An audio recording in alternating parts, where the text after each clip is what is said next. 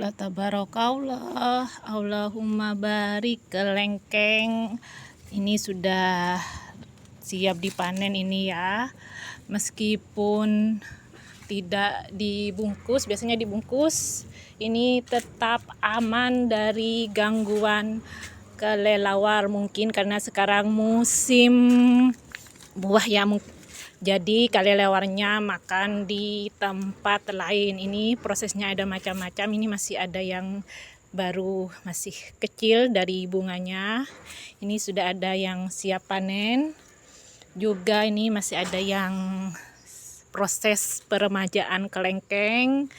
Dan ini juga ada yang masih kayak bayi ya, kecil-kecil seperti ini. Juga itu masih ada yang bentuk bunga. Dan ini juga buah rambutan, insya Allah Januari panen. Masya Allah tabarakallah, Allahumma barik.